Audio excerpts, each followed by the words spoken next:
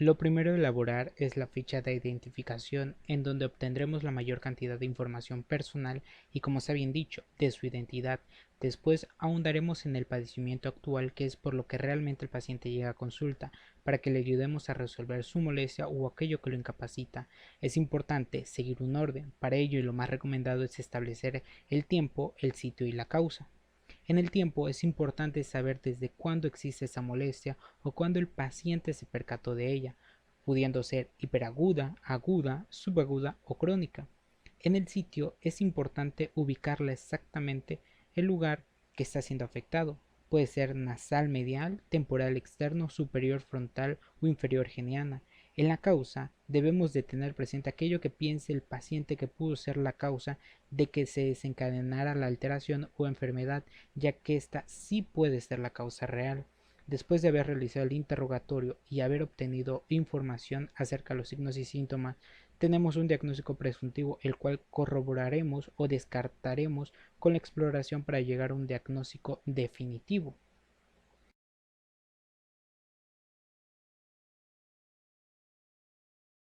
Primero evaluamos las cejas, las cuales para su descripción podemos dividirlas en cabeza medial, cuerpo intermedia y cola externa.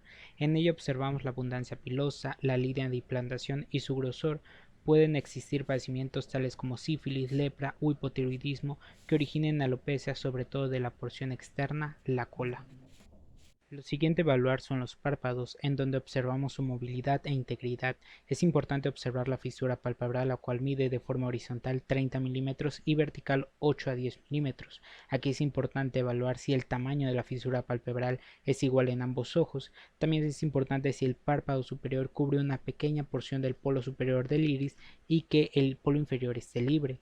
Pueden existir alteraciones de esas estructuras como la ptosis, la cual puede deberse a una lesión del tercer par craneal, lo que origina parálisis o parece al músculo elevador del párpado. Incluso puede ocurrir por un traumatismo del párpado y con ello una mala técnica de sutura con una incorrecta confrontación.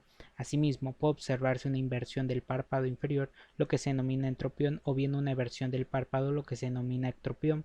También pueden existir formaciones que alteran la superficie del párpado, como son los antomas. Aquí es importante saber la frecuencia del parpadeo, el cual es de 12 a 20 parpadeos por minuto. Lo siguiente a evaluar son las pestañas. Aquí es importante ver su abundancia. Estas suelen distribuirse en 4 a 5 hileras, ya que existen infecciones sistémicas que ocasionan una caída excesiva. Asimismo, es importante observar su orientación, ya que puede haber una orientación anormal hacia adentro, llamada triquiasis. Es importante también evaluar el tamaño y la forma de los ojos, ya que pueden existir alteraciones que modifican estos caracteres, por ejemplo, la forma cónica que adopta la córnea llamada queratocono, o bien el aumento del volumen del ojo llamado exoftalmos o su disminución llamada noftalmos. Aquí observamos el globo ocular en todas direcciones.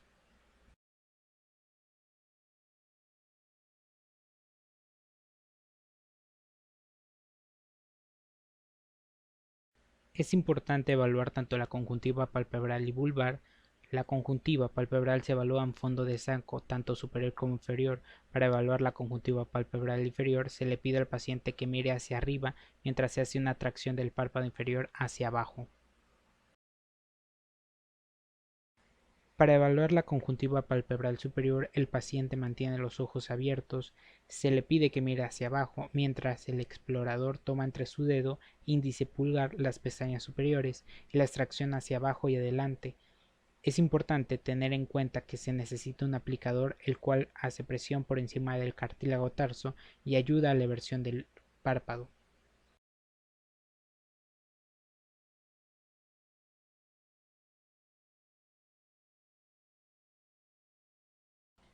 Para evaluar la esclerótica es importante tener en cuenta que este es un color blanco palescente. Para evaluar la córnea nos apoyamos de una buena iluminación en la cual se realiza una inspección de esta estructura en cada ojo en busca de opacidades. Al mismo tiempo se evalúa la integridad del iris buscando que sus bordes estén bien definidos. La pupila se evalúa bajo luz tenue, es decir, no directa. Se inspecciona tamaño, forma y simetría. Normalmente mide de 3 a 5 milímetros, son circulares y deben ser iguales en ambos ojos para llamarlo isocoria. ya que si son desiguales se denomina anisocoria. Los niños suelen tener pupilas más grandes que los adultos y los ancianos más pequeños.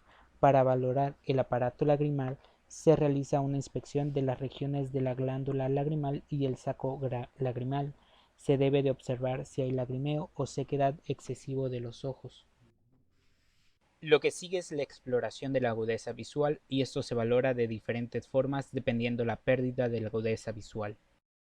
La principal forma es con la cartilla de Snelling, la cual se coloca a 6 metros de distancia y así obtener resultados como 20-20 o 20-400 dependiendo de la agudeza visual del paciente, donde el numerador es la distancia en pies a la que tenemos que colocar el paciente y el denominador es la distancia en pies en que fue puesta cierta imagen. En esta técnica es importante que si nuestro consultorio no es lo suficientemente grande, podemos colocar al paciente a 3 metros, reduciendo el numerador a 10.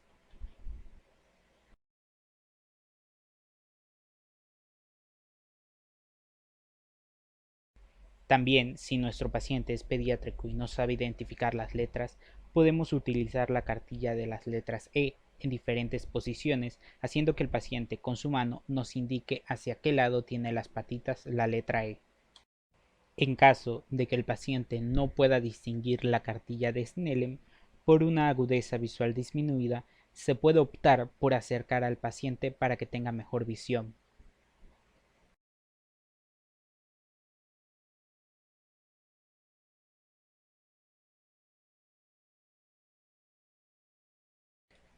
Otra opción es el cuentadedos cambiando el número de dedos mostrados.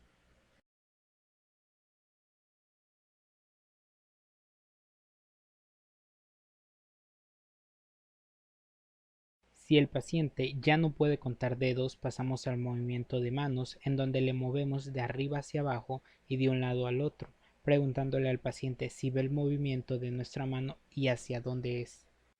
Todos estos pasos para explorar agudeza visual es importante que el ojo que nos está evaluando permanezca bien ocluido con la mano del paciente o con alguna tarjeta. Si en los pasos anteriores el paciente niega poder visualizar, pasamos a la percepción de la luz, en donde se ocluye perfectamente el ojo que no se evaluará, mientras que en el ojo evaluar se incide una luz, ya sea del oftalmoscopio o del pupilero, y le preguntamos si percibe la luz. Es importante saber que si define la luz, tenemos que hacer cambios en el color de la luz, ya que si define colores nos indica que la retina se encuentra en condiciones adecuadas. Si el paciente no percibe la luz y tampoco define colores, definimos que el paciente está ciego amaurótico. El siguiente paso a evaluar es el estenopeico. Es un orificio pequeño de 2 milímetros. Esto funciona centrando la imagen que entrará al ojo en forma menos dispersa. Por lo tanto, el ojo requerirá menos acomodación y se proyectará en una menor superficie de retina, por lo que la imagen será más clara. La técnica a realizar es el paciente sentado ocluyendo el ojo que no se esté evaluando y en el otro colocar el estenopeico. Es importante saber que si nuestro paciente no es usuario de lentes, presenta una mala agudeza visual y le ponemos el estenopeico y mejora su visión, nos indicará que es una metropía, la cual es toda mala visión que corrige con lentes. Ahora, si el paciente es usuario de lentes y al valorar la capacidad visual no mejora o mejora muy poco, lo indicado es ponerle el estenopeico y si mejora con él nos está diciendo que es una metropía mal corregida.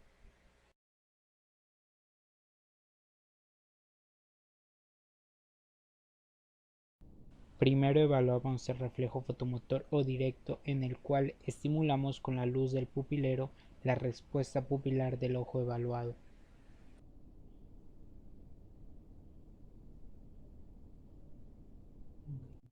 El siguiente reflejo a evaluar es el consensual o contralateral. En este se estimula un ojo directamente con la luz del pupilero y se evalúa la respuesta pupilar del ojo contralateral.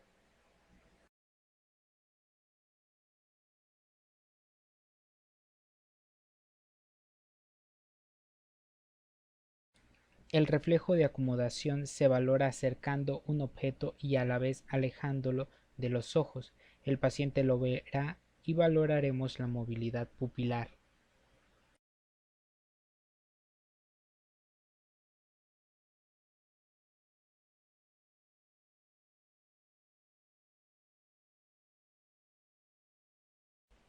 También es importante y necesario que evaluemos los movimientos extraoculares. Es importante que antes de comenzar con la evolución de los movimientos, observar la posición primaria de la visión, es decir, aquella en la cual no existen movimientos que inducen rotación ocular.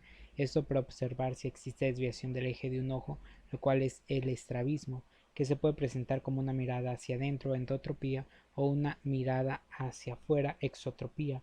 Incluso podemos ver si hay alteración del músculo como nistagmus. Cuando se exploran los movimientos de los músculos, se evalúan pidiendo al paciente que siga con ambos ojos, ya sea nuestro dedo o el pupilero, el cual moveremos en H. Es importante mencionar que este debe colocarse a 30 centímetros aproximadamente, y en esta técnica evaluamos la función de cada músculo y su inervación. Aquí es importante observar si hay limitación del movimiento, lo que sugeriría daño al nervio o al músculo. Es interesante que se pueda lograr una correcta posición de los ojos en mirada al frente, esto mediante tratamiento óptico, visual y cirugía. A esto le llamamos ortoposición. El siguiente paso a explorar es el fondo de ojo. Se tendrá que hacer con un oftalmoscopio, sea directo o indirecto, con dilatación o sin ella. Para el médico general, la forma más rápida y práctica es hacerla con el oftalmoscopio directo. El oftalmoscopio directo se divide en dos partes: la parte óptica, en donde encontramos un agujero, el cual es donde nos asomaremos para la visualización. En su parte superior hay un borde de plástico que sobresale, en el cual apoyaremos nuestra ceja.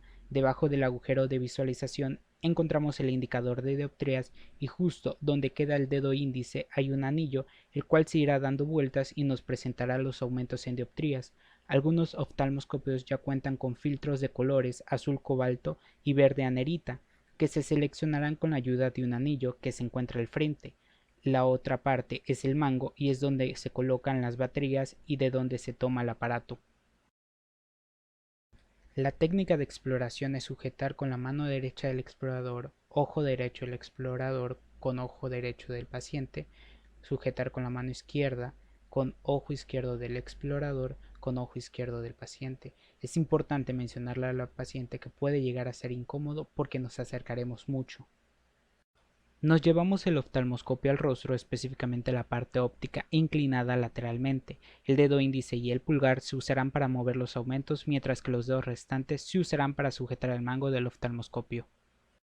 Lo primero a realizar es corregir la metropía del médico. Esto se logra asomándose por el orificio del oftalmoscopio y ver las líneas de la mano, moviendo los aumentos hasta que se aclaren las líneas. Con el paciente sentado y pidiéndole que vea al frente en un punto imaginario, nos colocaremos a un lado del paciente, con una angulación de 15 grados respecto a la visión del paciente. Seguido a ello, buscaremos el reflejo de fondo. Este paso es importante, ya que debemos ser objetivos y tratar de identificar alguna opacidad que esté obstruyendo el eje óptico del paciente. Después, con nuestra mano contraria, con nuestro pulgar, elevaremos la ceja del paciente del ojo que estemos explorando y procedemos a acercarnos hasta casi tocar las pestañas, observando estructuras retinianas, las cuales aparecerán casi siempre con su color rojo anaranjado. El orden para valorar la retina es: 1. Papila. Explorar la papila, el cual es el nervio óptico, es decir, son las uniones de todos los cilindroejes de la retina. En ella debemos observar su forma, la cual variará de ser redonda a algo ovalada, en sentido vertical. Lo siguiente es valorar su tamaño, lo cual es aproximadamente de 50 micras. Lo siguiente a evaluar es la excavación, el cual se encuentra en el centro de la papila. Es una depresión que corresponde a la emergencia de los vasos retinianos y su entrada en el centro del nervio óptico. En la papila también es importante valorar los bordes de la pupila, teniendo bordes regulares y también su coloración, lo cual suele ser amarillo anaranjado a rosado cremoso. 2. Emergencia vascular. Es importante ver cómo emergen los vasos del centro de la papila, siendo estos de nasal a temporal. La relación arteria-vena normal que debe existir es de 3 a 2, siendo más gruesa la vena. Algo interesante es que cuando se encuentran y cruzan esos vasos sanguíneos, la arteria pasa sobre la vena causando una indentación sobre ella. 3. parénquima retiniano, el cual el tono normal de la retina es anaranjado rojo, aunque en los pediátricos suele ser brillante y jugosa, hasta coloraciones grisáceas en los miopes, debido al adelgazamiento de la retina y visualización de la coroides. 4. Maculifobia, la cual es un área encargada de la visión central, fina y discriminación de los colores. Es importante saber que esta área macular es el área de la retina que se encuentra dentro de la arcada vascular temporal y en su centro se encuentra la fobia. Se explora pidiéndole al paciente que vea nuestra luz y directamente nos pondrá sobre la mácula y la fobia. Se caracteriza por ser una zona algo café sobre una retina roja anaranjada con un brillo especial como una cáscara de cebolla o como un celofán, siendo el reflejo fobiolar.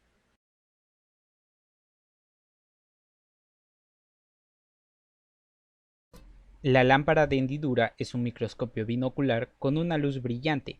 Tiene diferentes usos, asimismo nos facilita la visualización de las estructuras oculares tanto de la parte anterior como de la parte posterior, por tener movimientos en sus diferentes planos. Los oculares se caracterizan por tener aumentos para compensar las dioptrías del explorador. Se caracterizan también por su luz, la cual puede iluminar todo el cuerpo o disminuirse en hendidura, ya sea vertical u horizontal, el cual puede desplazarse. Lo excelente de este aparato es que se puede tener una gran visualización de las estructuras oculares desde los párpados hasta el fondo de ojo.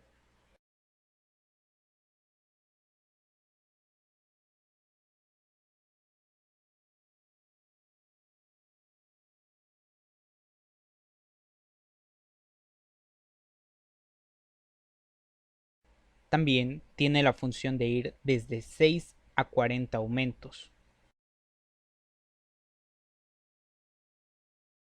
Suele caracterizarse de que este aparato se acompañe de una cámara de gran calidad para su posterior observación y evaluación.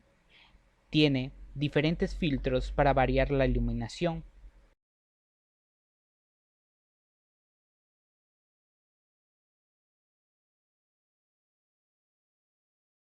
Generalmente la exploración es con luz blanca, pero tiene luz verde para valorar vasos sanguíneos y hemorragias y luz azul para visualizar muy bien las lesiones expuestas con fluoresceína. Con este aparato también se usan lentes de contacto y de no contacto.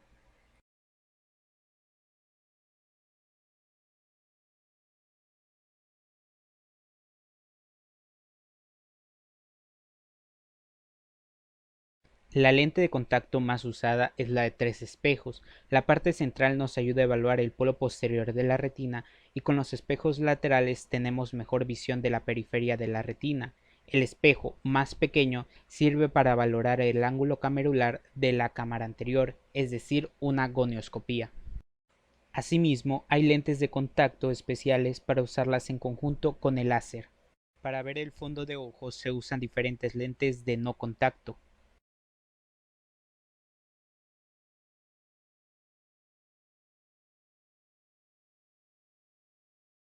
Algo interesante es que estos aparatos suelen venir acompañados de un tonómetro para la toma de la presión intraocular. La forma de tomar la presión o tonometría se realiza en dos formas principales. Por aplanación, por medio de un pequeño dispositivo se presiona todo el centro de la córnea previa tinción con fluoresceína. El tonopen es un lápiz con una membrana en la punta que por la presión directa a la córnea nos indicará la presión intraocular.